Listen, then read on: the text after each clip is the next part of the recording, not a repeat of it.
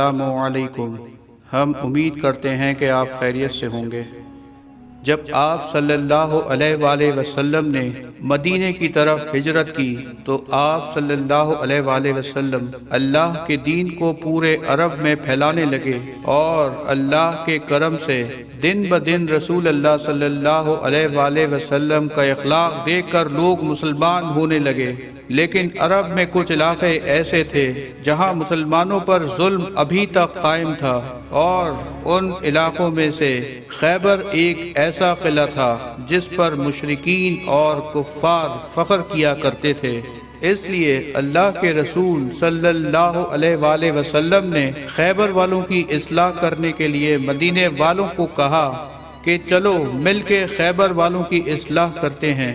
اس وقت لوگ یہ سمجھتے تھے کہ ہمارے رسول صلی اللہ علیہ وآلہ وسلم ہر جگہ علی کو بھیجتے ہیں، اگر ہمیں بھی یہ موقع دیا جائے تو ہم بھی اپنی بہادری کے جوہر دکھائیں۔ اللہ کے رسول صلی اللہ علیہ وآلہ وسلم نے فرمایا کہ اللہ کی مرضی ہے کہ خیبر کی طرف علی علیہ السلام کے بغیر جایا جائے۔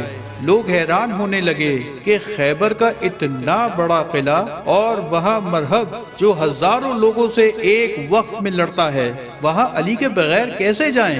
اللہ کے رسول صلی اللہ علیہ وآلہ وسلم نے فرمایا، ہر وہ شخص جو اپنے آپ کو بہادر سمجھتا ہے وہ آئے اور یہ سوچ لے کہ کسی کو مال غنیمت نہیں ملے گا۔ اس کے بعد اللہ کے رسول صلی اللہ علیہ وآلہ وسلم 1565 اصحاب کے ساتھ خیبر کی طرف روانہ ہو گئے، جس میں 200 سوار اور باقی پیدل تھے۔ خیبر مدینے سے 171 کلومیٹر دور شمال میں واقع ہے۔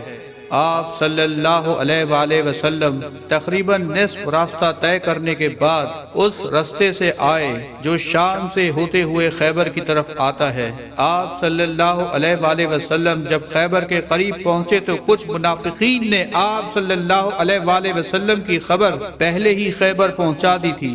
خیبر والے اپنے قلعے پر کھڑے ہو گئے اور زور زور سے ہنسنے لگے اور یہ کہنے لگے کہ اے محمد، یہ مٹھی بھر لوگ لے کر آپ قلعہ فتح کرنے آئے ہیں۔ سب زور زور سے ہنس رہے تھے اور یہ کہہ رہے تھے کہ آپ مرہب کی تلوار سے ناواقف ہیں؟ کیا آپ حارث کی تلوار سے ناواقف ہیں؟ اللہ کے رسول صلی اللہ علیہ وآلہ وسلم نے نظروں کو اٹھایا اور فرمانے لگے، اے اپنی جھوٹی طاقت پہ غرور کرنے والوں، سن لو، ہم تمہارا یہ قلعہ 40 دن میں فتح کر لیں گے۔ مسلمان ڈرنے لگے کہ مشرکین کے پاس اتنا اسلحہ ہے اور ہمارے پاس سوائے ہماری تلواروں کے کچھ نہیں، لیکن پھر بھی رسول اللہ صلی اللہ علیہ وآلہ وسلم کی زبان پہ یقین رکھتے ہوئے وہ خیبر سے تھوڑا ہی دور خیمے لگانے لگے۔ خیبر والوں نے کہا کہ دیر کس بات کی، ان مٹھی بھر مسلمانوں کو مار دیتے ہیں۔ مرہب نے کہا، ٹھہرو، ان کا نبی کہتا ہے کہ 40ویں دن یہ ہمارا قلعہ فتح کر لیں گے۔ دیکھتے ہیں کہ 40 دن بعد اگر یہ قلعہ فتح نہیں ہوگا تو ہم کہیں گے کہ ان کا نبی بھی جھوٹا ہے اور ان کا دین بھی جھوٹا۔ بس روز کچھ اصحاب علم اٹھا کر جاتے تھے، جیسے ہی وہ قلعے کے قریب پہنچتے تھے تو سپاہی کہتے تھے، ٹھہرو، مرہب آ رہا ہے، تو وہ مرہب کے نام کے خوف سے بھاگ جاتے تھے۔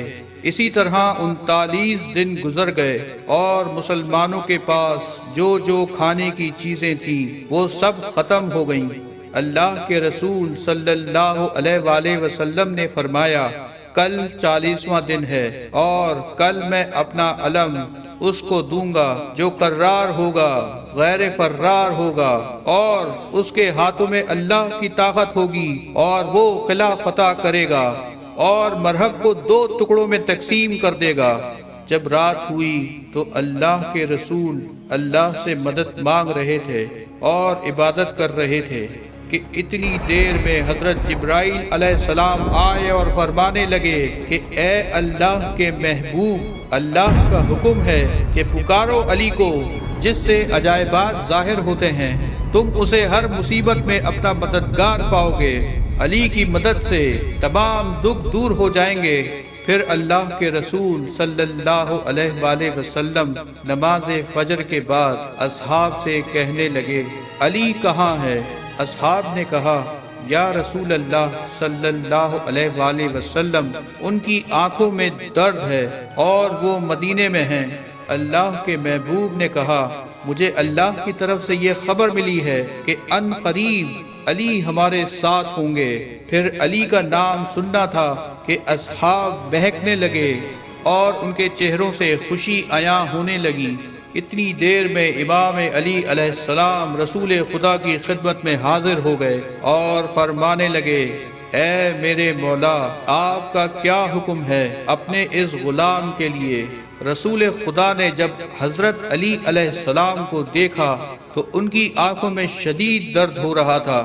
آپ صلی اللہ علیہ وآلہ وسلم نے اپنا لعاب دہن علی کی آنکھوں پر لگایا تو رسول اللہ صلی اللہ علیہ وآلہ وسلم کے لعاب دہن کی برکت سے امام علی کو شفا مل گئی۔ اللہ کے رسول صلی اللہ علیہ وآلہ وسلم نے امام علی علیہ السلام سے فرمایا، اے علی، یہ علم لو اور جاؤ اور خیبر کا قلعہ فتح کر کے آؤ۔ امام علی علیہ السلام علم لے کے قلعے کی طرف گئے اور فرمانے لگے، لا الہ الا اللہ محمد الرسول اللہ۔ مشرک پھر قلعے سے کھڑے ہو کر کہنے لگے کہ اے نوجوان، کیوں اپنی موت کو بلاتا ہے؟ جا، چلا جا۔ اتنی دیر میں امام علی علیہ السلام نے وہ لکڑی کا علم پتھر میں گاڑ دیا۔ مرحب، حارث سب حیرت زدہ رہ گئے کہ یہ لکڑی کا علم پتھر میں کیسے گڑ گیا۔ تو خیبر کے نجومیہ نے کہا، اس میں حیرت کی کون سی بات ہے؟ ہم آسمان میں دیکھ رہے ہیں کہ 7000 سال بعد جب ولاد اور وصف کے تارے ایک ساتھ کھڑے ہوتے ہیں تو زمین کے پتھر موم بن جاتے ہیں۔ لگتا ہے یہ بہت بڑا نجومی ہے، اس کو معلوم تھا کہ یہ وہی وقت ہے، تبھی اس نے ایسا کیا۔ ابھی یہ بات چل ہی رہی تھی کہ امام علی علیہ السلام نے اس علم کو دوبارہ اٹھایا اور پھر پتھر میں گاڑا۔ ایسا امام علی علیہ السلام نے 3 بار کیا۔ مرحب اپنے نجومیوں سے پوچھنے لگا، یہ کیا ہے؟ تو نجومیوں نے کہا، یہ بات ہماری سمجھ سے باہر ہے کہ جیسے ہی یہ علم اٹھاتا ہے اور پتھر میں گاڑتا ہے تو ستارے تب ہی حرکت پاتے ہیں۔ لگتا یہ ہے کہ یہ ستاروں کو نہیں بلکہ ستارے اس کو دیکھ کر چل رہے ہیں۔ حارث امام علی علیہ السلام کو کہنے لگا کہ میں تمہیں مار دوں گا، اگر بھاگنا چاہتے ہو تو بھاگ جاؤ۔ امام علی علیہ السلام نے کہا، اے حارث، نہ ہم بھاگنے آئے ہیں اور نہ ہم کسی کو قتل کرنے آئے ہیں، ہم تو بس یہ چاہتے ہیں کہ تم اپنی اصلاح کرو اور اللہ کے دین پہ یقین کرو۔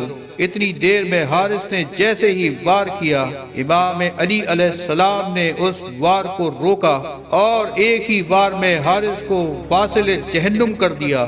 مسلمان اللہ اکبر اللہ اکبر کہنے لگے اور مشرکین سر پیٹنے لگے۔ یہ منظر جب مرحب نے دیکھا تو اس کو اور بھی غصہ آیا۔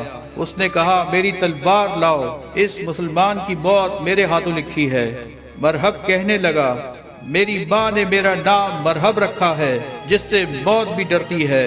اس بات سے مشرک شور مچانے لگے اور خوش ہونے لگے۔ امام علی علیہ السلام نے فرمایا کہ زمین خیبر کو معلوم ہونا چاہیے کہ میری ماں نے میرا نام حیدر رکھا ہے، وہ شیر جو سانپ کو چیر دے۔ یہ سن کر مرحب سوچنے لگا کہ ہماری ماں جو قلعے کی سب سے بڑی نجومی تھی، اس نے کہا تھا کہ تجھے جو انسان مارے گا اس کا نام حیدر ہوگا، تم سب سے لڑنا مگر جس کا نام حیدر ہو اس سے نہ لڑنا۔ وہ یہ سوچ ہی رہا تھا کہ قلعے سے آوازیں آنے لگی، مرحب اس کو مار دو، مرحب اس کو مار دو۔ مرحب نے اپنی تلوار نکالی تو امام علی علیہ السلام نے فرمایا، ہم یہاں لڑنے نہیں بلکہ تمہاری اصلاح کرنے آئے ہیں۔ مرحب نے کہا، اگر مرد ہو تو وار کرنا شروع کرو۔ مرحب نے پہلا وار کیا، مرحب نے دوسرا وار کیا، مگر دونوں واروں کو امام علی نے روکنے کی کوشش کی، مگر مرحب وار کرتا رہا۔ جب امام علی علیہ السلام نے پلٹ کر وار کیا تو امام کا وار مرحب کے سر سے لے کر پاؤں تک آ کر رکا۔ سارے مشرکین دیکھتے رہ گئے۔ مسلمان اللہ اکبر کی صدائیں دینے لگے اور مشرکین رونے لگے، سر پیٹنے لگے۔ جیسے ہی خیبر کے دروازے کو بند کرنے کی کوشش کی گئی، وہ دروازہ جو 40 اونٹ اور 40 ہاتھی بند کرتے تھے، وہ دروازہ جو بہت بھاری تھا ایک عام انسان کے لیے، امام علی اس دروازے کے قریب گئے اور اپنے ہاتھ سے اس دروازے کو پکڑا اور اس کا آدھا حصہ ہوا میں اچھال دیا اور آدھا حصہ اپنے ہاتھوں سے پکڑے ہوئے تھے، اور مسلمانوں سے فرمانے لگے، جاؤ قلعے کے اندر داخل ہو جاؤ۔ سارے مسلمان قلعے کے اندر داخل ہو گئے۔ امام علی علیہ السلام اپنے ہاتھوں سے اس دروازے کو پکڑ کر کھڑے تھے کہ اتنی دیر میں حضرت محمد مصطفیٰ صلی اللہ علیہ وآلہ وسلم اپنے مبارک قدموں کے ساتھ اکیلے اس دروازے سے جانے لگے تو امام علی علیہ السلام کے ہاتھ کانپنے لگے۔ اصحاب نے پوچھا، یا علی، ہم سینکڑوں لوگ دروازے کے اوپر سے جا رہے تھے، آپ کے ہاتھ نہیں کانپے؟ ایک اللہ کا رسول جب دروازے کے اوپر سے گزرا تو آپ کے ہاتھ کانپنے لگے، ایسا کیوں ہے؟ تو امام علی علیہ السلام نے فرمایا کہ امامت کے وزن سے نبوت کا وزن بھاری ہوتا ہے، اور اس طرح جنگ خیبر بھی مسلمانوں نے فتح کر لی، اور اس فتح کا سہرا بھی حضرت علی ابن ابی طالب کے حصے میں